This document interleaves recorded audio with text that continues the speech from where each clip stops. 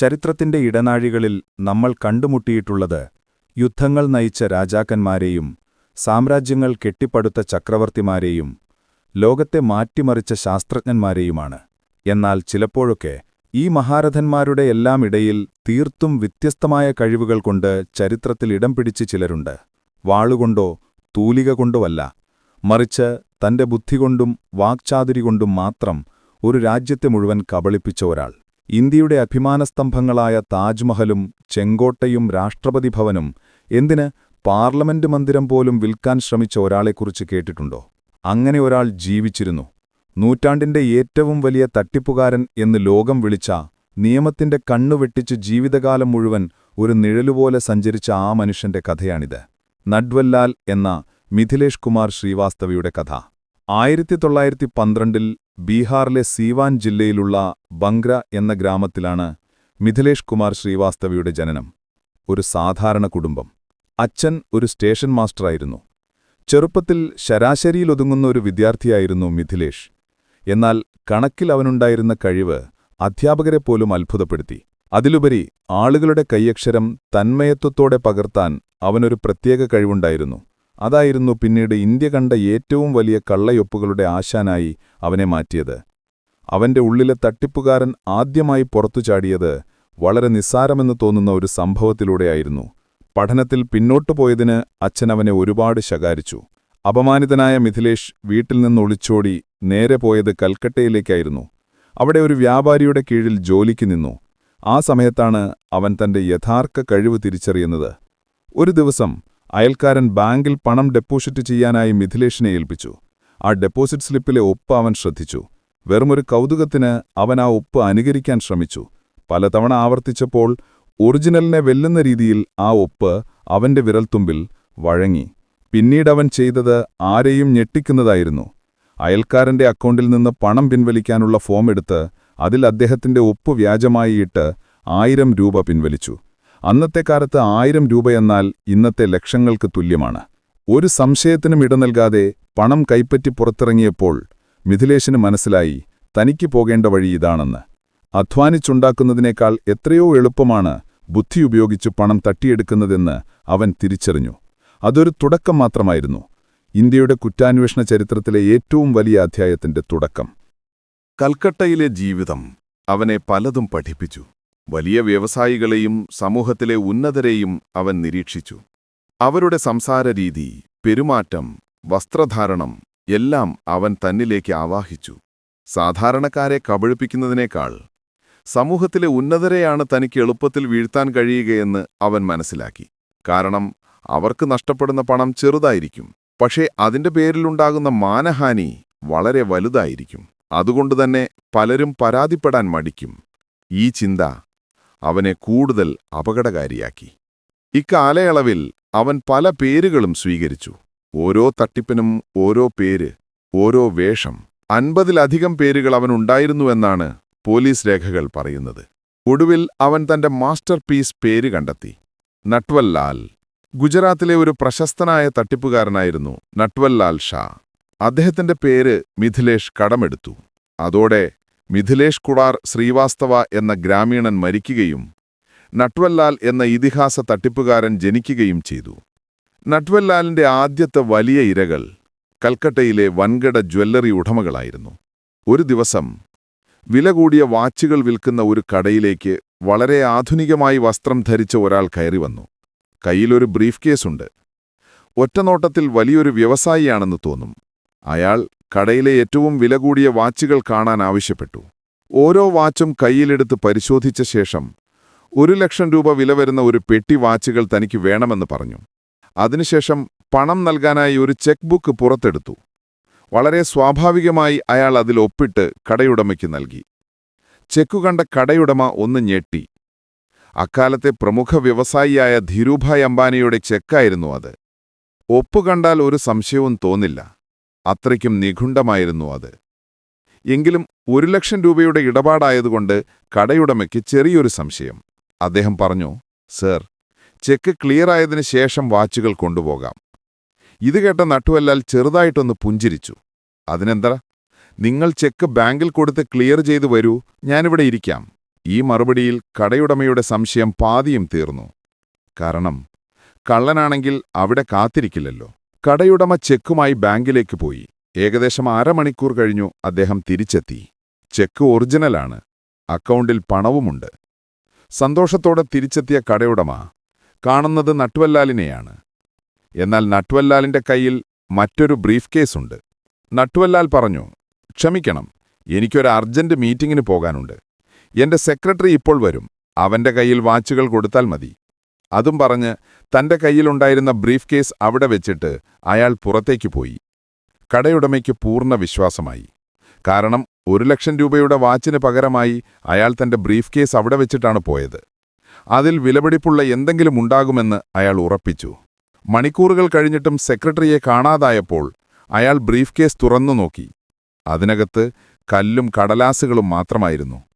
താൻ കബളിപ്പിക്കപ്പെട്ടു എന്ന് മനസ്സിലാക്കിയ അയാൾ പോലീസിൽ പരാതിപ്പെട്ടു. എന്നാൽ നട്വല്ലാൽ അപ്പോഴേക്കും കൽക്കട്ട വിട്ടിരുന്നു. പോലീസിന്റെ അന്വേഷണത്തിൽ ആ ചെക്ക് ഒരു തട്ടിപ്പായിരുന്നുവെന്ന് മനസ്സിലായി. ധീരുഭായ് അംബാനിയുടെ ഒപ്പ് നട്വല്ലാൽ വ്യാജമായി ഉണ്ടാക്കിയതായിരുന്നു. പക്ഷേ ആ ഒപ്പ് തിരിച്ചറിയാൻ ബാങ്കിലെ ഉദ്യോഗസ്ഥർക്ക് പോലും കഴിഞ്ഞില്ല. അതായിരുന്നു നട്വല്ലാലിന്റെ കഴിവിന്റെ തുടക്കം. കൽക്കട്ടയിൽ നിന്ന് തന്റെ തട്ടകം മാറ്റിയ നട്വല്ലാൽ പിന്നീട് ശ്രദ്ധ കേന്ദ്രീകരിച്ചത് ഇന്ത്യയുടെ അധികാരശിരാകേന്ദ്രമായ ഡൽഹിയിലായിരുന്നു. ചെറിയ തട്ടിപ്പുകളിൽ നിന്ന് അവന്റെ ലക്ഷ്യങ്ങൾ വലുതായി. സാധാരണക്കാരെയോ ചെറുകിട വ്യാപാരികളെയോ ആയിരുന്നില്ല പിന്നീട് അവൻ ലക്ഷ്യം വച്ചത്. അവന്റെ കണ്ണുകളെപ്പോഴും സമൂഹത്തിലെ അതിസമ്പന്നരിലായിരുന്നു. അവരെ വീഴ്ത്താൻ സാധാരണക്കാരനായി ചെന്നാൽ പോരാ എന്ന് അവൻ അറിയാമായിരുന്നു. അതുകൊണ്ട് അവൻ തന്റെ ഏറ്റവും മികച്ച വേഷമെടുത്തണിഞ്ഞു, ഒരു സർക്കാർ ഉദ്യോഗസ്ഥന്റെ വേഷം. ചിലപ്പോൾ ധനകാര്യ മന്ത്രാലയത്തിലെ ഉദ്യോഗസ്ഥൻ, മറ്റു ചിലപ്പോൾ പ്രധാനമന്ത്രിയുടെ ഓഫീസിലെ വിശ്വസ്തൻ. സംസാരത്തിലും പെരുമാറ്റത്തിലും ഒരു ഉന്നത ഉദ്യോഗസ്ഥന്റെ ഗൗരവം നിറച്ചുകൊണ്ട് അവൻ ഇരകളെ സമീപിച്ചു. അങ്ങനെയാണ് ലോകം കേട്ട ഏറ്റവും വലിയ കബളിപ്പിക്കലിന്, ആ അവിശ്വസനീയമായ തട്ടിപ്പിന് അരങ്ങൊരുങ്ങുന്നത്. ഇന്ത്യയെക്കുറിച്ച് കേട്ടറിവ് മാത്രമുള്ള, ഇവിടത്തെ നിയമങ്ങളെക്കുറിച്ചോ ഭരണസംവിധാനങ്ങളെക്കുറിച്ചോ വലിയ ധാരണയില്ലാത്ത വിദേശികളായ ധനികരെയായിരുന്നു അവൻ ഇതിനായി തിരഞ്ഞെടുത്തത്. ഒരു ദിവസം താജ്മഹൽ സന്ദർശിക്കാനെത്തിയ ഒരു വിദേശ വ്യവസായിയെ നട്വല്ലാൽ സമർത്ഥമായി സമീപിച്ചു. ഗവൺമെന്റിന്റെ ഒരു രഹസ്യ പദ്ധതിയെക്കുറിച്ചാണ് അയാൾ സംസാരിച്ചു തുടങ്ങിയത്. ഇന്ത്യയുടെ അഭിമാനമായ താജ്മഹൽ ഇപ്പോൾ സർക്കാരിനൊരു വലിയ സാമ്പത്തിക ബാധ്യതയാണ്. അതിന്റെ അറ്റകുറ്റപ്പണികൾക്കായി ഭീമമായ തുക ആവശ്യമുണ്ട്. അതുകൊണ്ട് വിശ്വസ്തനായ ഒരു വ്യക്തിക്കിത് കൈമാറാൻ സർക്കാർ രഹസ്യമായി തീരുമാനിച്ചിരിക്കുന്നു. നട്വല്ലാൽ ആ വ്യവസായിയുടെ ചെവിയിൽ മന്ത്രിച്ചു. ആദ്യം അവിശ്വസനീയതയോടെ കേട്ടിരുന്ന വ്യവസായി നട്വല്ലാൽ കാണിച്ച രേഖകൾ കണ്ടപ്പോൾ ഞെട്ടി. കേന്ദ്ര സർക്കാരിന്റെ വ്യാജ ലെറ്റർ ഹെഡുകൾ, വ്യാജ സീലുകൾ, ധനകാര്യ മന്ത്രാലയത്തിന്റെ എന്ന് തോന്നിപ്പിക്കുന്ന കത്തുകൾ എല്ലാം ഒന്നിനൊന്നു മെച്ചം. പോരാത്തതിന് താൻ പ്രധാനമന്ത്രിയുടെ പേഴ്സണൽ സ്റ്റാഫിലെ അംഗമാണെന്ന് ധരിപ്പിക്കാൻ വേണ്ട എല്ലാ തെളിവുകളും അവൻ ഹാജരാക്കി. സംസാരത്തിലെ ആത്മവിശ്വാസവും വിഷയത്തിലുള്ള അറിവും കൂടിയായപ്പോൾ ആ വിദേശി വീണു. ലക്ഷക്കണക്കിന് രൂപ അഡ്വാൻസ് നൽകി അയാൾ താജ്മഹലിന്റെ ഉടമസ്ഥാവകാശം സ്വന്തമാക്കി. പണം കൈപ്പറ്റിയ ശേഷം ബാക്കി നടപടിക്രമങ്ങൾക്കായി അടുത്തയാഴ്ച കാണാമെന്ന് പറഞ്ഞ് നട്വല്ലാൽ അപ്രത്യക്ഷനായി. ദിവസങ്ങൾ കഴിഞ്ഞിട്ടും സർക്കാർ ഉദ്യോഗസ്ഥനെ കാണാതായപ്പോഴാണ് താൻ വാങ്ങിയത് താജ്മഹലല്ല, ഒരു വലിയ ചതിയായിരുന്നുവെന്ന് ആ വിദേശി തിരിച്ചറിഞ്ഞത്. ഇതൊരൊറ്റപ്പെട്ട സംഭവമായിരുന്നില്ല. ചരിത്രത്തിൽ 3 തവണയാണ് നട്വല്ലാൽ താജ്മഹൽ വിറ്റത്. ഓരോ തവണയും വ്യത്യസ്ത ഇരകൾ, വ്യത്യസ്ത കഥകൾ. അതുപോലെ ഡൽഹിയിലെ ചെങ്കോട്ട 2 തവണയും രാഷ്ട്രപതി ഭവനും അയാൾ വിറ്റു. അതിലും അദ്ഭുതം അതല്ല, 545 പാർലമെന്റ് അംഗങ്ങളോടൊപ്പം ഇന്ത്യൻ പാർലമെന്റ് മന്ദിരം പോലും വിൽക്കാൻ അയാൾ ശ്രമിച്ചു എന്നതാണ്. ഓരോ തട്ടിപ്പും നടക്കുമ്പോൾ പോലീസിന്റെ കുറ്റാന്വേഷണ പുസ്തകത്തിൽ നട്വല്ലാലിന്റെ പേരിന് നേരെ പുതിയ കേസുകൾ എഴുതി ചേർക്കപ്പെട്ടു. ബീഹാർ, ഡൽഹി, ഉത്തർപ്രദേശ്, മധ്യപ്രദേശ്, ആന്ധ്രാപ്രദേശ് തുടങ്ങി 8ഓളം സ്ഥാനങ്ങളിലെ പോലീസ് അവനുവേണ്ടി വലവിരിച്ചു. 100-ലധികം കേസുകളിലായി അവനെ പിടികൂടുന്നവർക്ക് ലക്ഷക്കണക്കിന് രൂപയാണ് സർക്കാർ പാരിതോഷികം പ്രഖ്യാപിച്ചത്. ഓരോ തവണ പിടിക്കപ്പെടുമ്പോഴും അവന്റെ അടുത്ത രക്ഷപ്പെടൽ എങ്ങനെയായിരിക്കും എന്നോർത്തായിരുന്നു പോലീസുകാരുടെ തലവേദന. അവനെ ഒരു സ്ഥലത്തുനിന്ന് മറ്റൊരു സ്ഥലത്തേക്ക് കൊണ്ടുപോകുമ്പോൾ പോലീസുകാർ അതീവ ജാഗ്രത പുലർത്തി. പക്ഷേ അവരുടെ എല്ലാ കണക്കുകൂട്ടലുകളെയും തെറ്റിച്ചുകൊണ്ട് അവൻ വീണ്ടും വീണ്ടും നിയമത്തിന്റെ കൈകളിൽ നിന്ന് വഴുതിമാറി. തട്ടിപ്പുകാരൻ എന്നതിലുപരി ഒരു എസ്കേപ്പ് ആർട്ടിസ്റ്റ് എന്ന പേരും അവന് ചാർത്തിക്കിട്ടി. അവന്റെ ഓരോ രക്ഷപ്പെടലും പത്രങ്ങളിൽ വലിയ വാർത്തയായി. ജനങ്ങൾ അവനെ ഒരു ഹീറോയെപ്പോലെ കാണാൻ തുടങ്ങി. സർക്കാരിനെയും പോലീസിനെയും വിഡ്ഢികളാക്കുന്ന ഒരു സാധാരണക്കാരൻ, അതായിരുന്നു നട്വൽലാൽ ജനമനസ്സുകളിൽ നേടിയെടുത്ത സ്ഥാനം. നട്വൽലാലിന്റെ ജീവിതത്തിന് രണ്ട് മുഖങ്ങളുണ്ടായിരുന്നു. പുറംലോകത്തിന് അവൻ അപകടകാരിയായ ഒരു കുറ്റവാളിയായിരുന്നെങ്കിൽ, അവന്റെ ജന്മനാടായ ബീഹാറിലെ ബങ്കര ഗ്രാമത്തിലുള്ളവർക്ക് അവനൊരു ദൈവദൂതനെപ്പോലെയായിരുന്നു. റോബിൻഹുഡിന്റെ ഒരു ഇന്ത്യൻ പതിപ്പ്. പുറത്തുനിന്ന് തട്ടിയെടുത്ത പണം മുഴുവൻ അവൻ സ്വന്തം സുഖസൗകര്യങ്ങൾക്കായി മാത്രമല്ല ഉപയോഗിച്ചത്. അതിന്റെ ഒരു വലിയ പങ്ക് അവൻ തന്റെ ഗ്രാമത്തിനായി മാറ്റിവെച്ചു. ഇടയ്ക്കിടെ ആരുമറിയാതെ അവൻ ബംഗ്രയിലെത്തും. അവന്റെ വരവ് ഗ്രാമവാസികൾക്ക് ഒരു ഉത്സവമായിരുന്നു. അവൻ ഓരോ വീട്ടിലും കയറിയിറങ്ങി പണം നൽകും. ദരിദ്രരായ പെൺകുട്ടികളുടെ വിവാഹം നടത്തിക്കൊടുക്കും. ഗ്രാമത്തിൽ വലിയ സദ്യകളൊരുക്കും. ആ ഗ്രാമത്തിൽ ഒരു വീട് പോലും പോലീസ് റെയ്ഡ് ചെയ്യാൻ ധൈര്യപ്പെട്ടിരുന്നില്ല. കാരണം ഗ്രാമവാസികൾ ഒറ്റയ്ക്കെട്ടായി നട്വൽലാലിനു വേണ്ടി നിലകൊണ്ടു. അവനെക്കുറിച്ചുള്ള ഒരു വിവരവും അവർ പോലീസിന് നൽകിയില്ല. ഒരിക്കലൊരു പത്രപ്രവർത്തകൻ അവനോട് ചോദിച്ചു, "നിങ്ങൾ എന്തിനാണ് ഈ തട്ടിപ്പുകൾ നടത്തുന്നത്? നിങ്ങൾക്ക് നല്ല വിദ്യാഭ്യാസമില്ലേ? മറ്റെന്തെങ്കിലും ജോലി ചെയ്തുകൂടെ?" നട്വൽലാലിന്റെ മറുപടി രസകരമായിരുന്നു. "ഞാൻ പാവപ്പെട്ടവരിൽ നിന്നൊന്നും എടുക്കുന്നില്ല. ഞാൻ കബളിപ്പിക്കുന്നത് മുഴുവൻ സമൂഹത്തിൽ വലിയവനെന്ന് നടിക്കുന്ന, കള്ളപ്പണം സൂക്ഷിക്കുന്ന ധനികരെയാണ്. ഞാൻ അവരുടെ കള്ളപ്പണം പുറത്തുകൊണ്ടുവരുന്നു. അതിലൊരു പങ്ക് പാവപ്പെട്ടവർക്ക് നൽകുന്നു. ഇതിലെന്താണ് തെറ്റ്? ഞാനൊരു സാമൂഹിക പ്രവർത്തകനാണ്." അവൻ സ്വയം വിശേഷിപ്പിച്ചത് അങ്ങനെയാണ്. താൻ ചെയ്യുന്നത് ഒരു തെറ്റാണെന്ന് അവൻ ഒരിക്കലും അംഗീകരിച്ചിരുന്നില്ല. ആളുകളുടെ അത്യാഗ്രഹത്തെയാണ് താൻ മുതലെടുക്കുന്നത് എന്നായിരുന്നു അവന്റെ വാദം. താൻ ആരോടും ആയുധം കാണിച്ച് ഭീഷണിപ്പെടുത്തിയിട്ടില്ല, മറിച്ച് ബുദ്ധി ഉപയോഗിച്ച് പണം നേടുക മാത്രമാണ് ചെയ്തത് എന്നും അവൻ ആവർത്തിച്ചു. വർഷങ്ങൾ കടന്നുപോയി. നട്വൽലാലിന് പ്രായമായി. 80കളിലെത്തിയപ്പോഴും അവന്റെ പേര് പോലീസിന്റെ മോസ്റ്റ് വാണ്ടഡ് ലിസ്റ്റിൽ തലപ്പത്ത് തന്നെ ഉണ്ടായിരുന്നു. അവനെ പിടികൂടാനായി നിയോഗിക്കപ്പെട്ട പല പോലീസ് ഉദ്യോഗസ്ഥരും സർവീസിൽ നിന്ന് വിരമിച്ചു. പക്ഷേ നട്വൽലാൽ പിടികൊടുക്കാതെ തന്റെ യാത്ര തുടർന്നു. 1996 ജൂൺ മാസം, 84-ാം വയസ്സിൽ വാർദ്ധക്യസഹജമായ അസുഖങ്ങളാൽ അവശനായ നട്വൽലാലിനെ ഡൽഹി പോലീസ് വീണ്ടും അറസ്റ്റ് ചെയ്തു. അതവന്റെ അവസാനത്തെ അറസ്റ്റായിരുന്നു. ഇത്തവണ അവനൊരു ജയിൽ ചാട്ടത്തിന് ശ്രമിക്കില്ലെന്ന് എല്ലാവരും ഉറപ്പിച്ചു. കാരണം അവനപ്പോൾ പരസഹായമില്ലാതെ നടക്കാൻ പോലും ബുദ്ധിമുട്ടുന്ന ഒരു വയോധികനായിരുന്നു. അവനെ കാൺപൂരിലെ ജയിലിലേക്ക് മാറ്റി. പക്ഷേ ചരിത്രത്തെ വീണ്ടും അമ്പരപ്പിക്കാൻ തന്നെയായിരുന്നു നട്വൽലാലിന്റെ വിധി. ജയിലിൽ വെച്ച് അവന്റെ ആരോഗ്യനില കൂടുതൽ വഷളായി. വിദഗ്ധ ചികിത്സയ്ക്കായി അവനെ ഡൽഹിയിലെ all India institute of medical സയൻസസിലേക്ക്, അഥവാ എയിംസിലേക്ക് മാറ്റാൻ കോടതി ഉത്തരവിട്ടു. 1996 ജൂൺ 24, 2 കോൺസ്റ്റബിളുമാരും ഒരു ഹെഡ് കോൺസ്റ്റബിളും ഒരു ഡോക്ടറുമടങ്ങുന്ന പോലീസ് സംഘം അധികാരപൂർവികർ നട്വൽലാലിനെ ഒരു വീൽചെയറിലിരുത്തി കാൺപൂർ സെൻട്രൽ സ്റ്റേഷനിൽ നിന്ന് ഡൽഹിയിലേക്കുള്ള ട്രെയിനിൽ കയറ്റി. യാത്രയിലുടനീളം അവൻ വളരെ ക്ഷീണിതനായി കാണപ്പെട്ടു. ഇടയ്ക്ക് ചുമയ്ക്കുകയും കിതയ്ക്കുകയും ചെയ്യുന്നുണ്ടായിരുന്നു. ന്യൂഡൽഹി റെയിൽവേ സ്റ്റേഷനിൽ ട്രെയിൻ വന്നിറങ്ങി. പ്ലാറ്റ്ഫോമിൽ ആളുകളുടെ വലിയ തിരക്കായിരുന്നു. 1996 ജൂൺ മാസം, 84-ാം വയസ്സിൽ വാർദ്ധക്യസഹജമായ അസുഖങ്ങളാൽ അവശനായ നട്വൽലാലിനെ ഡൽഹി പോലീസ് വീണ്ടും അറസ്റ്റ് ചെയ്തു. അതവന്റെ അവസാനത്തെ അറസ്റ്റായിരുന്നു. ഇത്തവണ അവനൊരു ജയിൽ ചാട്ടത്തിന് ശ്രമിക്കില്ലെന്ന് എല്ലാവരും ഉറപ്പിച്ചു. കാരണം അവനപ്പോൾ പരസഹായമില്ലാതെ നടക്കാൻ പോലും ബുദ്ധിമുട്ടുന്ന ഒരു വയോധികനായിരുന്നു. അവനെ കാൺപൂരിലെ ജയിലിലേക്ക് മാറ്റി. പക്ഷേ ചരിത്രത്തെ വീണ്ടും അമ്പരപ്പിക്കാൻ തന്നെയായിരുന്നു നട്വൽലാലിന്റെ വിധി. ജയിലിൽ വെച്ച് അവന്റെ ആരോഗ്യനില കൂടുതൽ വഷളായി. വിദഗ്ധ ചികിത്സയ്ക്കായി അവനെ ഡൽഹിയിലെ all India institute of medical സയൻസസിലേക്ക്, അഥവാ എയിംസിലേക്ക് മാറ്റാൻ കോടതി ഉത്തരവിട്ടു. 1996 ജൂൺ 24, 2 കോൺസ്റ്റബിളുമാരും ഒരു ഹെഡ് കോൺസ്റ്റബിളും ഒരു ഡോക്ടറുമടങ്ങുന്ന പോലീസ് സംഘം അധികാരപൂർവികർ നട്വൽലാലിനെ ഒരു വീൽചെയറിലിരുത്തി കാൺപൂർ സെൻട്രൽ സ്റ്റേഷനിൽ നിന്ന് ഡൽഹിയിലേക്കുള്ള ട്രെയിനിൽ കയറ്റി. യാത്രയിലുടനീളം അവൻ വളരെ ക്ഷീണിതനായി കാണപ്പെട്ടു. ഇടയ്ക്ക് ചുമയ്ക്കുകയും കിതയ്ക്കുകയും ചെയ്യുന്നുണ്ടായിരുന്നു. ന്യൂഡൽഹി റെയിൽവേ സ്റ്റേഷനിൽ ട്രെയിൻ വന്നിറങ്ങി. പ്ലാറ്റ്ഫോമിൽ ആളുകളുടെ വലിയ തിരക്കായിരുന്നു. പോലീസ് നട്വൽലാലിനെയും കൊണ്ട് പുറത്തേക്ക് നടന്നു. സ്റ്റേഷന് പുറത്ത് പാർക്ക് ചെയ്തിരുന്ന പോലീസ് വാഹനത്തിലേക്ക് അവനെ കൊണ്ടുപോകണമായിരുന്നു. തിരക്കിനിടയിലൂടെ വീൽചെയർ ഉന്തിക്കൊണ്ട് അവർ മുന്നോട്ട് നീങ്ങി. ഒരു നിമിഷം മുന്നിൽ പോയ ഹെഡ് കോൺസ്റ്റബിൾ ഒന്ന് തിരിഞ്ഞുനോക്കി. പിന്നാലെ വരേണ്ടിയിരുന്ന വീൽചെയറും അതിലിരുന്ന നട്വല്ലാലും കൂടെയുണ്ടായിരുന്ന 2 പോലീസുകാരും അവിടെയില്ല. തിരക്കിനിടയിൽ അവർ എവിടെയോ അപ്രത്യക്ഷരായിരിക്കുന്നു. Head constable പരിഭ്രാന്തനായി. അയാൾ സ്റ്റേഷൻ മുഴുവൻ ഓടിനടന്നന്വേഷിച്ചു. പക്ഷേ ഒരു തുമ്പും കിട്ടിയില്ല. ഇന്ത്യ കണ്ട ഏറ്റവും വലിയ തട്ടിപ്പുകാരൻ തന്റെ 84-ാം വയസ്സിൽ ഒരു വീൽചെയറിൽ ഇരുന്നുകൊണ്ട് 4 പോലീസ് ഉദ്യോഗസ്ഥരുടെ കണ്ണുവെട്ടിച്ച് വീണ്ടും രക്ഷപ്പെട്ടിരിക്കുന്നു. ഈ സംഭവം ഇന്ത്യൻ പോലീസിന്റെ ചരിത്രത്തിലെ ഏറ്റവും വലിയ നാണക്കേടുകളിൽ ഒന്നായി മാറി. എങ്ങനെയാണത് സംഭവിച്ചത്? പരസഹായമില്ലാതെ എഴുന്നേൽക്കാൻ പോലും കഴിയാത്ത ഒരു വൃദ്ധൻ എങ്ങനെയാണൊരു റെയിൽവേ സ്റ്റേഷനിലെ ജനത്തിരക്കിനിടയിൽ അപ്രത്യക്ഷനായത്? കൂടെയുണ്ടായിരുന്ന പോലീസുകാർക്ക് കൈക്കൂലി കൊടുത്ത് അവൻ രക്ഷപ്പെട്ടതാണോ?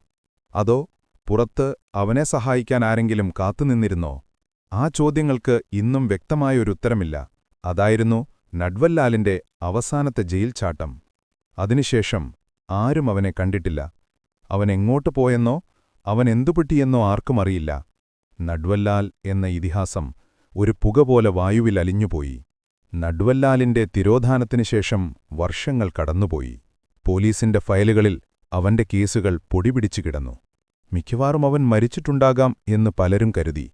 എന്നാൽ മരിച്ചെങ്കിൽ എവിടെവെച്ച് എങ്ങനെയെന്നതിന് ഒരു തെളിവുമുണ്ടായിരുന്നില്ല. ഒരു മൃതദേഹം പോലും കണ്ടെത്താനായില്ല. അതുകൊണ്ടുതന്നെ നിയമത്തിന്റെ കണ്ണിൽ അവൻ തപ്പോഴും ഒരു പിടികിട്ടാപ്പുള്ളിയായി തുടർന്നു. അവനെതിരെയുള്ള 100-ലധികം കേസുകൾ അവസാനിപ്പിക്കാൻ നിയമസംവിധാനം വലഞ്ഞു.